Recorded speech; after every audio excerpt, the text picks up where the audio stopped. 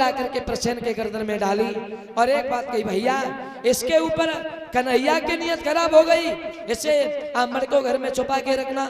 तो प्रसेन ने जवाब दिया कि वो तो तुम तुझे सुन के चले आए, वो मुझसे मर मांगे तब उसे ऐसा जवाब दूं जो उसके मुंह से कोई शब्द ही नहीं निकले। अभी ये प्रसेन उस मणि को गर्दन में डाल करके जंगल में गया शिकार खेलने के लिए। हिरन के ऊपर निशाना साध रहा था, तब तक पीछे से एक शेर ने आकर के मार दिया और मणि को मुंह में दबा करके आगे निकल गया। जब ये जामवंत की कुटिया के सामने से गया, जामवंत ने जब देखा कि शेर के मुंह में मणि, तब वो भागे। उन्होंने शेर के पीछे से पैर पकड़े और शेर को उठा करके जमीन में मार दिया। उस मणि को ले जा करके उन्होंने अपनी बेटी की पालना में रख दिया। प्रसेन जब लौट के नहीं आया तो सतराजित ने ये सोच लिया कि मैंने मांगे से मणि नहीं दी तो कन्हैया ने मौका पा करके मेरे भाई को मरवा दिया और मणि उससे छीन ली। दिन प्रतिदिन शरीर सूख गया। एक दिन शाम को उनकी पत्नी जब पैर दबा रही थी तो पूछ लिया, एक बात कही, महाराज जब तो हम जानते हैं कि भैया को दुख ज्यादा हो तो है, लेकिन आप भोजन भी नहीं करते हो, ऐसे आप रोगे तो क्या तुम्हारा भैया आ जाएगा। सतराजित ने एक बात कही, देखो महारानी, भैया गौ सो गौ, मर गई सो गई, चिंता तो केवल वजह बात की है कि हमें दुख का और बात को है। जो जब बात सुनी तो पैर दबा रही थी, झुटक के दूर गिरी जाए और जगह देखियो पे नहीं लला जा, घर में रान से फायदा ही क्या है, जा में कोई बात ही नहीं छुपाई जाते हो। तो जगह देखो तुम्हें बात बताए तो दे, लेकिन अगर ये बात तुमने कहीं कही भैया गौ सो गौ, मर गई सो गई, मारे हम भी जाएंगे। तो एक बात कही, तुम्हारी किस्म करे खाता में काऊ से नहीं कहेंगे, तुम कहो। जब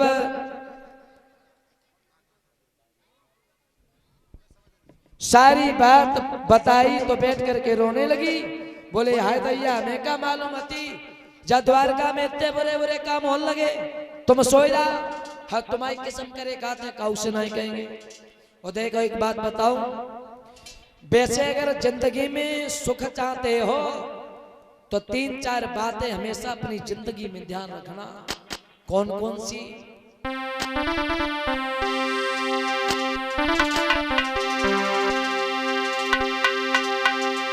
कि यदि घर में झंझट पड़ जाए तो कोई पंच बुलाना ठीक नहीं, और चुगलखोर बेईमान पिटे तो उसे बचाना ठीक नहीं।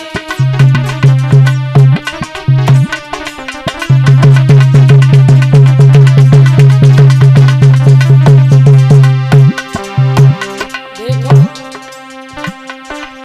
तुम्हारे घर में कलह हो, भाई भाई मेल करके आपस में विचार विमर्श कर लेना, हिस्सा बांट कर लेना, लेकिन तीसरे को मत बुलाना। चुगला, बेईमान, चरित्रहीन कहीं पिटे तो बचाने मत जाना, मौका लग जाए तो हाथ भी सेक लेना।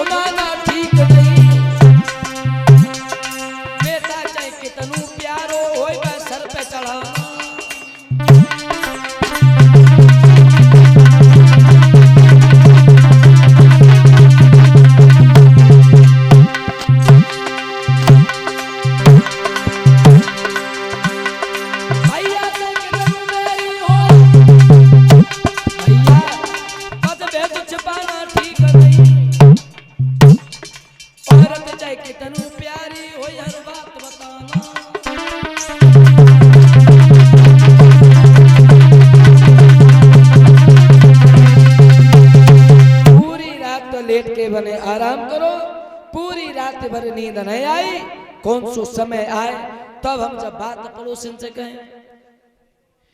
सवेरो हो नहीं पाओ तो पड़ोसन के घर में कूद पड़ी और जो कही जी तो कुछ मालूम है, जा द्वारका में बड़े बड़े बुरे काम होने लगे। का बोले कन्हैया ने मर के लालच में आकर के मेरे देवर प्रसेन को मरवा दिया।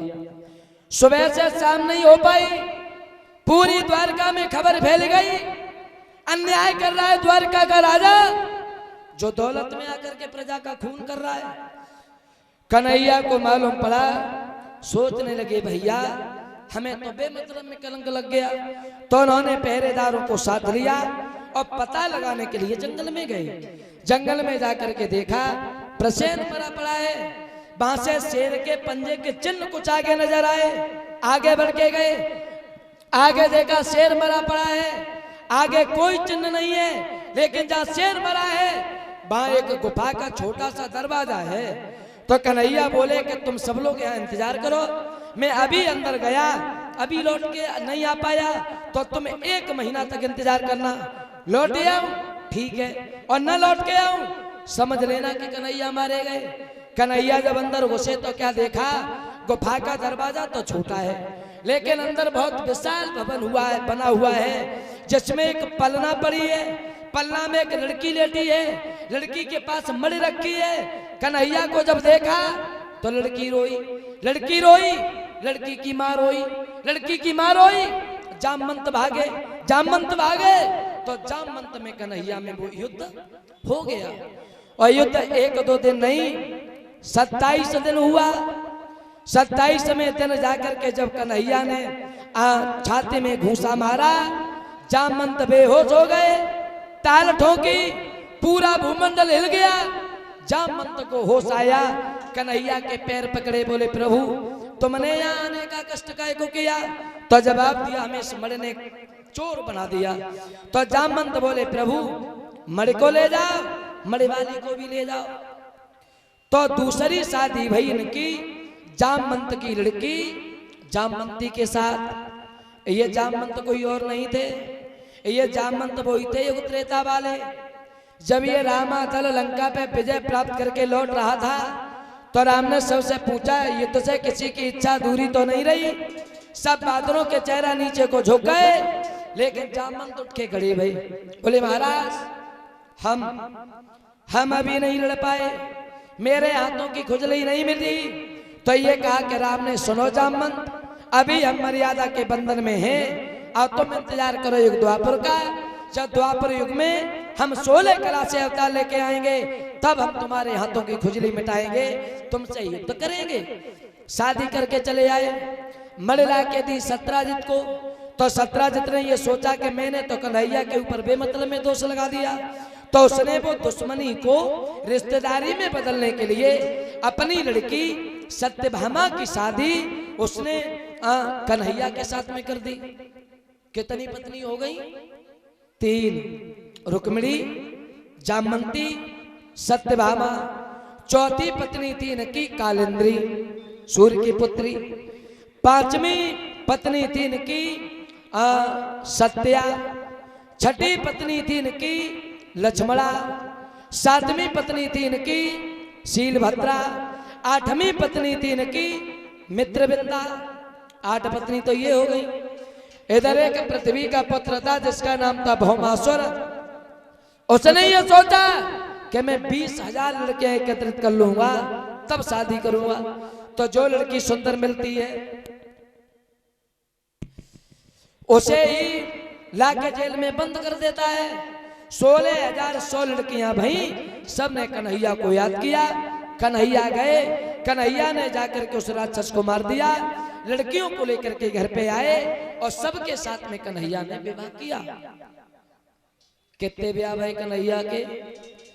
बोले भागवत के अनुसार 16,108 और सबके 10-10 लड़का भाई, एक लड़की भाई, ये भागवत का प्रमाण है। और 80 लड़कों के नाम तो भागवत में दिए हैं, 80 लड़कों के। कितने लड़का भाई कन्हैया के? बोले 1,61,080 लड़का, 16,108 लड़कियां, इतनी घर में औरतें। लगाओ अंदाज के गांव बसत हुए। आज के नरों से एक नारी न संभाली जाते, और होती है श्याम सुंदर के 16,108 नारी हैं। और लक्षण अवतारी के जाहि से प्रकट होत के तनि पे श्याम मेरे बाल ब्रह्मचारी हैं। 16,108 नहीं बल्कि 16,109 डेढ़ और पहली पत्नी बताते हैं इनकी राधा को। ये गर्ग संहिता का प्रमाण है। भांडीर वन में विवाह हुआ, भोले बाबा ने शादी कराई आदि बताते हैं कुबिजा को। कल मिलाकर के 16,109 शादियां वही कन्हैया की। बोलिए भक्तवत्सल भगवान की। अब आप देखें और आगे ये एक 100 और 100 रुपया जो हमारे सभी साथियों को देकर के सम्मानित किया है। एक के पति परीक्षित जी का जो सम्मान कर रहे हैं हमारे श्रीमान अंकित यादव, सनोप राम लड़ते, संतोष प्रधान जी, उनकी तरफ से।